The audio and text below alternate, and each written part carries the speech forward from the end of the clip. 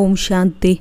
ಇಂದಿನ ದಿನಾಂಕ 19/6/2024. ಪ್ರಾರ್ಥ ಮುರುಳಿ ಬಾಪ್ತಾದ ಮಧುಬನ. ಮಧುರ ಮಕ್ಕಳೇ, ಎಲ್ಲದಕ್ಕಿಂತ ಮೂಲ ಸೇವೆಯಾಗಿದೆ ತಂದೆಯ ನೆನಪಿನಲ್ಲಿರುವುದು ಮತ್ತು ಅನ್ಯರಿಗೆ ನೆನಪು ತರಿಸುವುದು. ನೀವು ಯಾರಿಗಾದರೂ ತಂದೆಯ ಪರಿಚಯವನ್ನು ಕೊಟ್ಟು ಅವರ ಕಲ್ಯಾಣ ಮಾಡಬಹುದು. ಪ್ರಶ್ನೆ: ಯಾವ ಒಂದು ಚಿಕ್ಕ ಹವ್ಯಾಸವೂ ಬಹಳ ದೊಡ್ಡ ಉಲ್ಲಂಘನೆ ಮಾಡಿಸುತ್ತದೆ? ಅದರಿಂದ ಮುಕ್ತರಾಗುವ ಯುಕ್ತಿ ಏನಾಗಿದೆ? ಉತ್ತರ: ಒಂದು ವೇಳೆ ಯಾರಲ್ಲಾದರೂ ಏನಾದರೂ ಬಚ್ಚಿಟ್ಟುಕೊಳ್ಳುವ ಹಾಗೂ ಕಳ್ಳತನ ಮಾಡುವ ಹವ್ಯಾಸವಿದ್ದರೂ ಅದು ಒಂದು ದೊಡ್ಡ ಉಲ್ಲಂಘನೆಯಾಗಿ ಬಿಡುತ್ತದೆ. ಹೇಳಲಾಗುತ್ತದೆ, ಪೈಸೆ ಕದ್ದರೂ ಕಳ್ಳ, ಲಕ್ಷ ಕದ್ದರೂ ಕಳ್ಳ. ಲೋಭಕ್ಕೆ ವಶವಾಗಿ ಹಸಿವೆಯಾದಾಗ ಕೇಳದೆ ಬಚ್ಚಿಟ್ಟುಕೊಂಡು ತಿಂದು ಬಿಡುವುದು, ಕದಿಯುವುದು ಇದು ಬಹಳ ಕೆಟ್ಟ ಹವ್ಯಾಸವಾಗಿದೆ. ಈ ಹವ್ಯಾಸದಿಂದ ಮುಕ್ತರಾಗಲು ಬ್ರಹ್ಮ ತಂದೆಯ ಸಮಾನ ಟ್ರಸ್ಟಿಯಾಗಿ ಯಾವುದೆಲ್ಲ ಇಂತಹ ಹವ್ಯಾಸಗಳಿವೆಯೋ ಅದನ್ನು ಸತ್ಯವಾಗಿ ತಿಳಿಸಿರಿ. ಓಂ ಶಾಂತಿ. ಆತ್ಮಿಕ ತಂದೆಯು ಆತ್ಮಿಕ ಮಕ್ಕಳಿಗೆ ತಿಳಿಸಿಕೊಡುತ್ತಾರೆ. ಮಕ್ಕಳಿಗೂ ಗೊತ್ತಿದೆ, ನಾವು ಬೇಅದ್ದಿನ ತಂದೆಯ ಸನ್ಮುಖದಲ್ಲಿ ಕುಳಿತಿದ್ದೇವೆ, ಈಶ್ವರಿಯ ಪರಿವಾರದವರಾಗಿದ್ದೇವೆ. ಈಶ್ವರನು ನಿರಾಕಾರನಾಗಿದ್ದಾರೆ, ಇದು ಗೊತ್ತಿದೆ. ನೀವು ಆತ್ಮಾಭಿಮಾನಿಯಾಗಿ ಈಗ ಇದರಲ್ಲಿ ಯಾವುದೇ ವಿಜ್ಞಾನದ ಅಭಿಮಾನ ಅಥವಾ ಹಠಯೋಗ ಮೊದಲಾದವುಗಳನ್ನು ಮಾಡುವ ಮಾತಿಲ್ಲ. ಇದು ಬುದ್ಧಿಯ ಕೆಲಸವಾಗಿದೆ. ಈ ಶರೀರದ ಏನೂ ಕೆಲಸ ಇರುವುದಿಲ್ಲ. ಹಠಯೋಗದಲ್ಲಿ ಶರೀರದ ಕೆಲಸವಿರುತ್ತದೆ. ಇಲ್ಲಿ ನಾವು ಮಕ್ಕಳೆಂದು ತಿಳಿದು ತಂದೆಯ ಸನ್ಮುಖದಲ್ಲಿ ಕುಳಿತಿದ್ದೀರಿ. ನಮಗೆ ತಂದೆಯೇ ಓದಿಸುತ್ತಿದ್ದಾರೆಂದು ನಿಮಗೆ ತಿಳಿದಿದೆ. ಮೊದಲನೆಯದಾಗಿ ತಮ್ಮನ್ನು ಆತ್ಮನೆಂದು ತಿಳಿದು ತಂದೆಯನ್ನು ನೆನಪು ಮಾಡಿ. ಆಗ ಮಧುರ ಮಕ್ಕಳೇ, ನಿಮ್ಮ ಎಲ್ಲ ಪಾಪಗಳು ತುಂಡಾಗುತ್ತವೆ ಮತ್ತು ಚಕ್ರವನ್ನು ತಿರುಗಿಸಿ ಅನ್ಯರ ಸೇವೆ ಮಾಡಿ ತಮ್ಮ ಸಮಾನ ಮಾಡಿಕೊಳ್ಳಿ. ಇವರು ಯಾವ ಸೇವೆ ಮಾಡುತ್ತಿದ್ದಾರೆ? ಸ್ಥೂಲ ಸೇವೆ ಮಾಡುತ್ತಾರೆಯೇ? ಸೂಕ್ಷ್ಮ ಸೇವೆ ಮಾಡುತ್ತಾರೆಯೇ?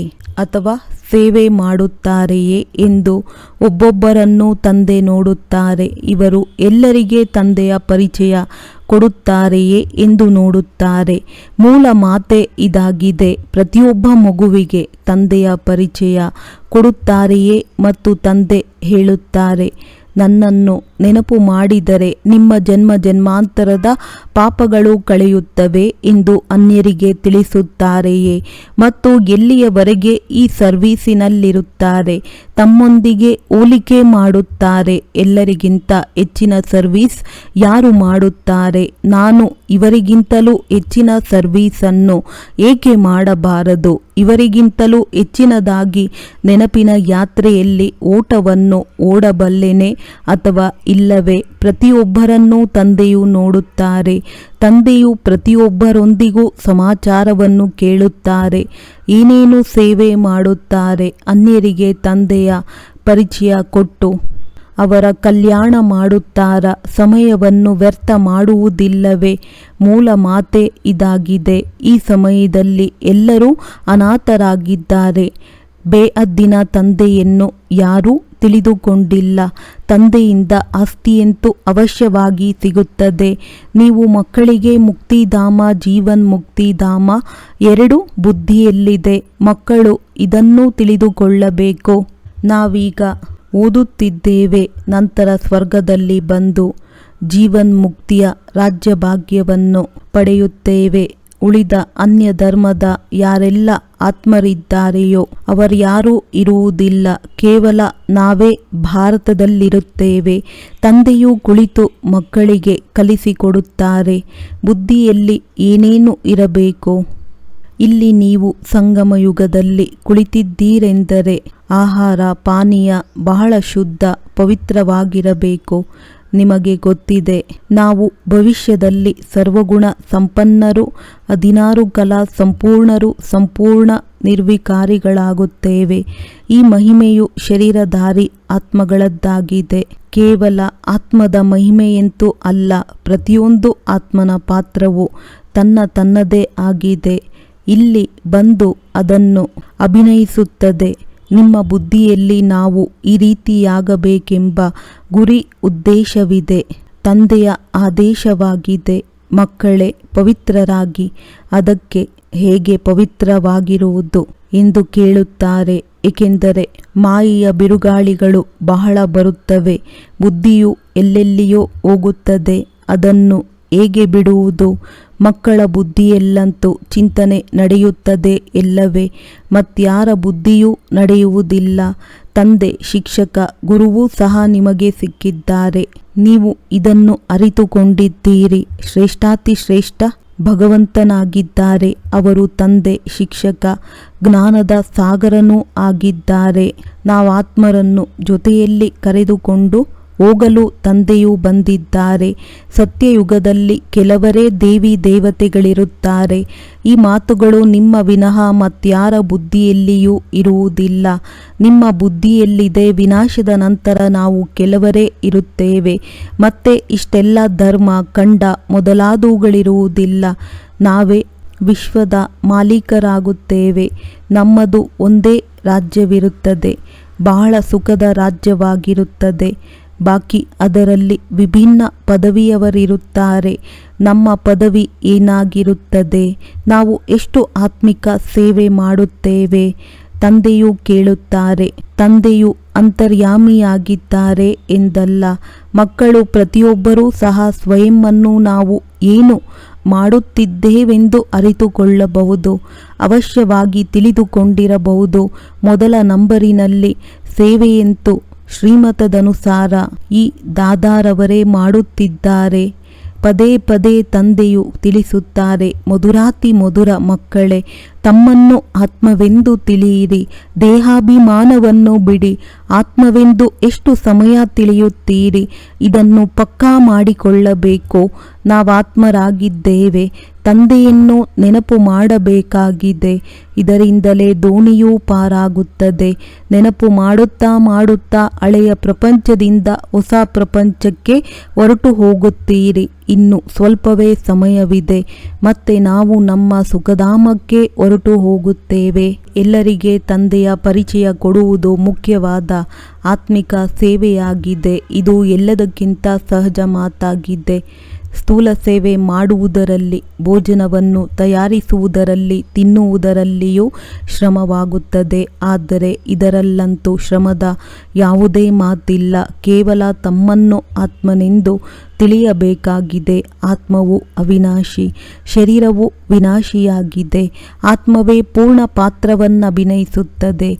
ಈ ಶಿಕ್ಷಣವನ್ನು ತಂದೆಯು ಒಂದೇ ಬಾರಿ ಯಾವಾಗ ವಿನಾಶದ ಸಮಯವಾಗಿರುತ್ತದೆಯೋ ಆಗ ಬಂದು ಕೊಡುತ್ತಾರೆ.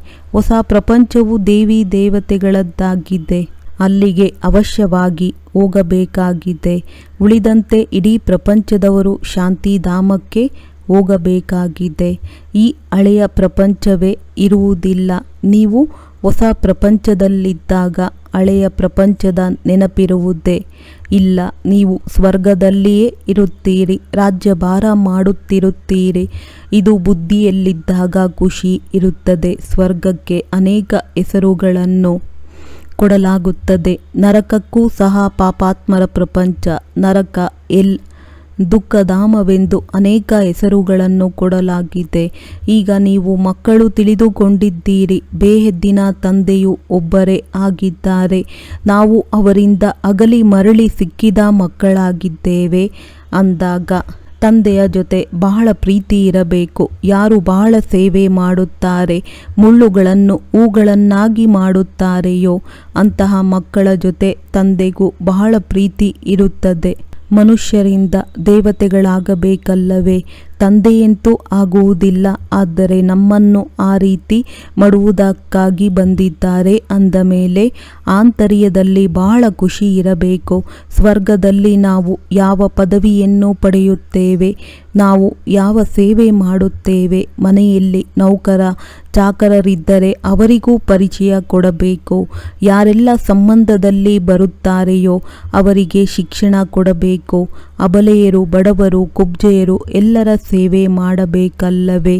ಬಡವರಂತೂ ಅನೇಕರಿದ್ದಾರೆ, ಇದರಿಂದ ಅವರು ಸುಧಾರಣೆಯಾಗುತ್ತಾರೆ. ಯಾವುದೇ ಪಾಪಕರ್ಮಗಳನ್ನು ಮಾಡುವುದಿಲ್ಲ, ಇಲ್ಲದಿದ್ದರೆ ಪಾಪಕರ್ಮಗಳನ್ನು ಮಾಡುತ್ತಾ ಇರುತ್ತಾರೆ. ನೀವು ನೋಡುತ್ತೀರಿ, ಸುಳ್ಳು ಕಳ್ಳತನವು ಎಷ್ಟೊಂದಿದೆ. ನೌಕರರು ಸಹ ಕಳ್ಳತನ ಮಾಡಿಬಿಡುತ್ತಾರೆ. ಇಲ್ಲದಿದ್ದರೆ ಮನೆಯಲ್ಲಿ ಮಕ್ಕಳಿದ್ದಾರೆಂದಾರೂ ಏಕೆ ಬೀಗ ಹಾಕುತ್ತಾರೆ? ಅರೆ, ಇತ್ತೀಚೆಗೆ ಮಕ್ಕಳು ಸಹ ಕಳ್ಳರಾಗಿ ಬಿಡುತ್ತಾರೆ. ಏನನ್ನಾದರೂ ಮುಚ್ಚಿಟ್ಟುಕೊಂಡು ತೆಗೆದುಕೊಳ್ಳುತ್ತಾರೆ. ಯಾರಿಗಾದರೂ ಹಸಿವೆಯಾದರೆ ಲೋಭದ ಕಾರಣ ತಿಂದು ಬಿಡುತ್ತಾರೆ. ಲೋಭವುಳ್ಳವರು ಅವಶ್ಯವಾಗಿ ಏನನ್ನಾದರೂ ಕದ್ದು ತಿನ್ನುತ್ತಾರೆ. ಇದಂತೂ ಶಿವತಂದೆಯ ಭಂಡಾರವಾಗಿದೆ. ಇದರಲ್ಲಿ 1 ಪೈಸೆಯಷ್ಟು ಕಳ್ಳತನ ಮಾಡಬಾರದು. ಬ್ರಹ್ಮ ತಂದೆಯಂತೂ ಟ್ರಸ್ಟಿಯಾಗಿದ್ದಾರೆ. ಬೇಅದ್ದಿನ ತಂದೆಯು ನಿಮ್ಮ ಬಳಿ ಬಂದಿದ್ದಾರೆ. ಭಗವಂತನ ಮನೆಯಲ್ಲಿ ಎಂದಾದರೂ ಕಳ್ಳತನ ಮಾಡುವುದುಂಟೆ? ಸ್ವಪ್ನದಲ್ಲಿಯೂ ಇಲ್ಲ. ನಿಮಗೆ ಗೊತ್ತಿದೆ, ಸರ್ವಶ್ರೇಷ್ಠ ಭಗವಂತನಾಗಿದ್ದಾರೆ. ನಾವು ಅವರ ಮಕ್ಕಳಾಗಿದ್ದೇವೆ ಅಂದ ಮೇಲೆ ನಾವು ಸಹ ದೈವಿ ಕರ್ಮಗಳನ್ನು ಮಾಡಬೇಕು. ನೀವು ಕಳ್ಳತನ ಮಾಡುವವರಿಗೂ ಸಹ ಜೈಲಿನಲ್ಲಿ ಹೋಗಿ ಜ್ಞಾನ ತಿಳಿಸುತ್ತೀರಿ ಅಂದ ಮೇಲೆ ಇಲ್ಲೇನು ಕಳ್ಳತನ ಮಾಡುವಿರಿ? ಕೆಲವೊಮ್ಮೆ ಮಾವಿನ ಹಣ್ಣು ತೆಗೆದುಕೊಂಡು ತಿನ್ನುವುದು, ಯಾವುದೇ ಪದಾರ್ಥವನ್ನು ಕೇಳದೆ ತೆಗೆದುಕೊಂಡು ತಿನ್ನುವುದು ಸಹ ಕಳ್ಳತನವಾಗಿದೆಯಲ್ಲವೇ? ಯಾವುದೇ ಪದಾರ್ಥವನ್ನು ಕೇಳದೆ ತೆಗೆದುಕೊಳ್ಳಬಾರದು, ಕೈಯನ್ನು ಹಾಕಬಾರದು. ಶಿವತಂದೆಯು ನಮ್ಮ ತಂದೆಯಾಗಿದ್ದಾರೆ. ಅವರು ಕೇಳುತ್ತಾರೆ, ನೋಡುತ್ತಾರೆ. ಮಕ್ಕಳಲ್ಲಿ ಯಾವುದೇ ಅವಗುಣವಿಲ್ಲವೇ ಎಂದು ಕೇಳುತ್ತಾರೆ. ಒಂದು ವೇಳೆ ಯಾವುದೇ ಅವಗುಣವಿದ್ದರೆ ಅದನ್ನು ತಿಳಿಸಿಬಿಡಿ, ದಾನವಾಗಿ ಕೊಟ್ಟುಬಿಡಿ. ದಾನದಲ್ಲಿ ಕೊಟ್ಟ ನಂತರ ಉಲ್ಲಂಘನೆ ಮಾಡಿದರೆ ಬಹಳ ಶಿಕ್ಷೆಯನ್ನು ಅನುಭವಿಸಬೇಕಾಗುತ್ತದೆ. ಕಳ್ಳತನದ ಹವ್ಯಾಸವು ಬಹಳ ಕೆಟ್ಟದ್ದಾಗಿದೆ, ತಿಳಿದುಕೊಳ್ಳಿ. ಯಾರಾದರೂ ಸೈಕಲ್ಲನ್ನು ಕದಿಯುತ್ತಾರೆಂದರೆ ಅವರನ್ನು ಹಿಡಿದುಕೊಳ್ಳಲಾಗುತ್ತದೆ. ಯಾರಾದರೂ ಅಂಗಡಿಯಲ್ಲಿ ಹೋಗಿ ಬಿಸ್ಕೆಟ್ನ ಡಬ್ಬವನ್ನು ಬಚ್ಚಿಟ್ಟುಕೊಂಡರೂ, ಇಲ್ಲವೇ ಚಿಕ್ಕ ಚಿಕ್ಕ ಪದಾರ್ಥಗಳನ್ನು ಬಚ್ಚಿಟ್ಟುಕೊಳ್ಳುತ್ತಾರೆ, ಅಂಗಡಿಯವರು ಬಹಳ ಸಂಭಾಲನೆ ಮಾಡುತ್ತಾರೆ. ಅಂದಾಗ ಇದು ಸಹ ಬಹಳ ದೊಡ್ಡ ಸರ್ಕಾರವಾಗಿದೆ. ಪಾಂಡವ ಸರ್ಕಾರವು ನಮ್ಮ ದೈವಿ ರಾಜ್ಯವನ್ನು ಸ್ಥಾಪನೆ ಮಾಡುತ್ತಿದ್ದೆ. ತಂದೆಯು ತಿಳಿಸುತ್ತಾರೆ, ನಾನಂತೂ ರಾಜ್ಯ ಮಾಡುವುದಿಲ್ಲ, ನೀವು ಪಾಂಡವರೇ ರಾಜ್ಯ ಮಾಡುತ್ತೀರಿ. ಇದನ್ನು ಅವರು ಪಾಂಡವ ಪತಿ ಎಂದು ಕೃಷ್ಣನಿಗೆ ಹೇಳಿಬಿಟ್ಟಿದ್ದಾರೆ. ಪಾಂಡವ ಪಿತಾ ಯಾರು ನಿಮಗೆ ಗೊತ್ತಿದೆ. ಅವರು ಸನ್ಮುಖದಲ್ಲಿ ಕುಳಿತಿದ್ದಾರೆ. ತಂದೆಯು ನಮ್ಮ ಯಾವ ಸೇವೆ ಮಾಡುತ್ತಾರೆಂದು ಪ್ರತಿಯೊಬ್ಬರೂ ತಮ್ಮಲ್ಲಿ ತಿಳಿದುಕೊಳ್ಳಬಹುದು. ತಂದೆಯು ನಮಗೆ ವಿಶ್ವದ ರಾಜ್ಯ ಭಾಗ್ಯವನ್ನು ಕೊಟ್ಟು ತಾನು ವಾನಪ್ರಸ್ಥದಲ್ಲಿ ಹೊರಟು ಹೋಗುತ್ತಾರೆ. ಎಷ್ಟೊಂದು ನಿಷ್ಕಾಮ ಸೇವೆ ಮಾಡುತ್ತಾರೆ. ಎಲ್ಲರೂ ಸುಖಿ ಮತ್ತು ಶಾಂತವಾಗಿ ಬಿಡುತ್ತಾರೆ. ಅವರಂತೂ ಕೇವಲ ವಿಶ್ವದಲ್ಲಿ ಶಾಂತಿ ಸ್ಥಾಪನೆಯಾಗಲಿ ಎಂದು ಹೇಳುತ್ತಾರೆ. ಶಾಂತಿಯ ಪಾರಿತೋಷಕವನ್ನು ಕೊಡುತ್ತಿರುತ್ತಾರೆ. ಇಲ್ಲಿ ನೀವು ಮಕ್ಕಳು ತಿಳಿದುಕೊಂಡಿದ್ದೀರಿ, ನಮಗಂತೂ ಬಹಳ ದೊಡ್ಡ ಬಹುಮಾನವೂ ಸಿಗುತ್ತದೆ. ಯಾರು ಬಹಳ ದೊಡ್ಡ ಸೇವೆಯನ್ನು ಮಾಡುವರೋ ಅವರಿಗೆ ಬಹಳ ದೊಡ್ಡ ಬಹುಮಾನವೂ ಸಿಗುತ್ತದೆ. ತಂದೆಯ ಪರಿಚಯ ಕೊಡುವುದು ಅತಿ ಶ್ರೇಷ್ಠವಾದ ಸೇವೆಯಾಗಿದೆ. ಇದನ್ನು ಯಾರು ಬೇಕಾದರೂ ಮಾಡಬಹುದು. ಮಕ್ಕಳು ಇಂತಹ ದೇವತೆಗಳಾಗಬೇಕೆಂದರೆ ಸೇವೆಯನ್ನು ಮಾಡಬೇಕಲ್ಲವೇ? ಇವರನ್ನು ಬ್ರಹ್ಮ ನೋಡಿ, ಇವರು ಲೌಕಿಕ ಪರಿವಾರದವರಾಗಿದ್ದರಲ್ಲವೇ? ಇವರಿಂದ ತಂದೆಯು ಮಾಡಿಸಿದರು. ಇವರಲ್ಲಿ ತಂದೆಯು ಪ್ರವೇಶ ಮಾಡಿ ಇವರಿಗೂ ತಿಳಿಸುತ್ತಾರೆ. ಇದನ್ನು ಮಾಡಿ ಎಂದು ನಿಮಗೂ ತಿಳಿಸುತ್ತಾರೆ. ನಮಗೆ ಹೇಗೆ ಹೇಳುತ್ತಾರೆ? ನಮ್ಮಲ್ಲಿ ಪ್ರವೇಶ ಮಾಡಿ ಮಾಡಿಸುತ್ತಾರೆ. ಮಾಡಿಸುವವರಾಗಿದ್ದಾರಲ್ಲವೇ? ಕುಳಿತಿದ್ದಂತೆಯೇ ಹೇಳಿದರು, ಇದನ್ನು ಬಿಡು, ಇದಂತೂ ಪತಿತ ಪ್ರಪಂಚವಾಗಿದೆ, ನಡೆ ವೈಕುಂಠಕ್ಕೆ. ಈಗ ವೈಕುಂಠದ ಮಾಲೀಕರಾಗಬೇಕಾಗಿದೆ ಎಂದ ತಕ್ಷಣ ವೈರಾಗ್ಯವೂ ಬಂದು ಬಿಟ್ಟಿತು. ಇವರಿಗೆ ಏನಾಗಿದೆ ಎಂದು ಎಲ್ಲರೂ ತಿಳಿದುಕೊಳ್ಳುತ್ತಿದ್ದರು. ಇಷ್ಟು ದೊಡ್ಡ ಸಂಪಾದನೆಯುಳ್ಳ ವ್ಯಾಪಾರಿಯು ಇದೇನು ಮಾಡುತ್ತಾರೆ? ಇವರು ಹೋಗಿ ಏನು ಮಾಡುತ್ತಾರೆಂದು ಅವರಿಗೇನು ತಿಳಿದಿತ್ತೆ?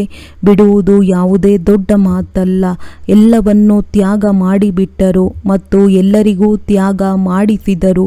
ಮಗಳಿಗೂ ತ್ಯಾಗ ಮಾಡಿಸಿದರು. ಈಗ ಈ ಆತ್ಮಿಕ ಸೇವೆ ಮಾಡಬೇಕಾಗಿದೆ. ಎಲ್ಲರನ್ನೂ ಪವಿತ್ರರನ್ನಾಗಿ ಮಾಡಬೇಕಾಗಿದೆ. ನಾವು ಜ್ಞಾನಾಮೃತವನ್ನು ಕುಡಿಯಲು ಹೋಗುತ್ತೇವೆಂದು ಎಲ್ಲರೂ ಹೇಳುತ್ತಾರೆ. ಮೊಮ್ಮಾರವರ ಹೆಸರನ್ನು ತೆಗೆದುಕೊಳ್ಳುತ್ತಿದ್ದರು. ಓಂ ರಾಧೆಯ ಬಳಿ ಜ್ಞಾನಾಮೃತವನ್ನು ಕುಡಿಯಲು ಹೋಗುತ್ತೇವೆ.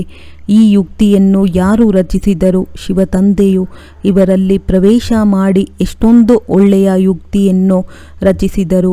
ಯಾರಾದರೂ ಬರುವರು, ಜ್ಞಾನಾಮೃತವನ್ನು ಕುಡಿಯುವರು ಎಂದು ಇದು ಗಾಯನವಿದೆ. ಅಮೃತವನ್ನು ಬಿಟ್ಟು ವಿಷವನ್ನು ಕುಡಿದರು. ಈಗ ವಿಷವನ್ನು ಬಿಟ್ಟು ಜ್ಞಾನಾಮೃತವನ್ನು ಕುಡಿದು ಪಾವನ ದೇವತೆಗಳಾಗಬೇಕಾಗಿದೆ.